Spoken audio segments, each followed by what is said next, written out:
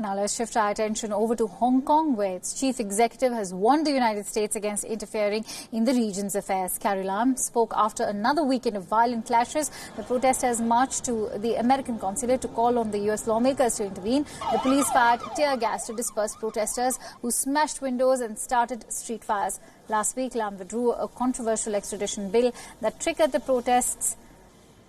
The gesture failed to appease the demonstrators. The offer of 4 actions, not just the formal withdrawal of the bill, is not directly to stop these protests or the violence. It is really to extend my sincerity to start a dialogue with the people. So, in our view, violence should be stopped for the benefit of Hong Kong. But going forward, to mend the rift in society and to bring back peace, then we are very willing to engage people directly in a dialogue. Chinese officials have accused foreign forces of creating chaos in Hong Kong and warned other nations against interfering in the territory. While addressing the press conference, Lam said that any change to its economic relationship with Washington would threaten mutual benefits. There are close to 1,400 U.S. companies in Hong Kong, so they will, of course, enjoy the benefits arising from any bilateral relationship, a positive bilateral relationship between Hong Kong and the United States. That's a very important point.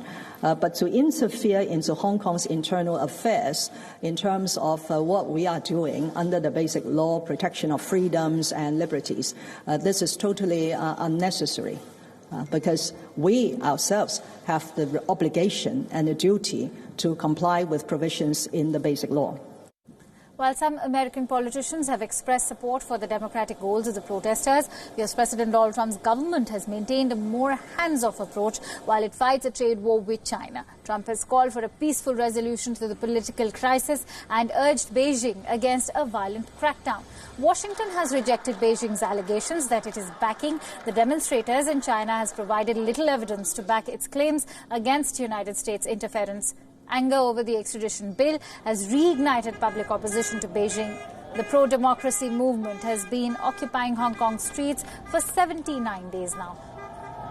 Many initially peaceful protests in the past 3 months have degenerated into encounters between baton-wielding riot police and activists. This has led to scores of injuries and about 1,300 arrests so far.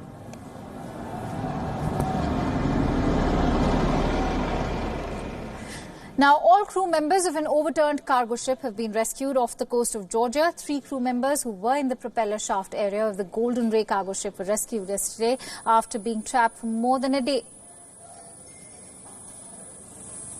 The final crew member had been trapped behind glass in an engineering control room. A 600-foot Golden Ray cargo ship, which was leaving the port of Brunswick, had 4,000 vehicles in it when it listed to one side and tipped over. The Coast Guard was able to rescue 20 of the 24 people on board the ship before Sunday's sunrise. But the fire on board, as well as the instability of the Golden Ray's cargo, made conditions too risky for additional rescue missions until yesterday. On Monday afternoon, the Coast Guard rescued 3 more people, but a final crew member was stuck behind glass in an engineering control room. The last crew member was finally rescued and the 4 transported to hospitals in the area. A video from the Coast Guard showed crews cheering and clapping as the Coast Guard announced that the last 4 South Korean members of the crew were safe.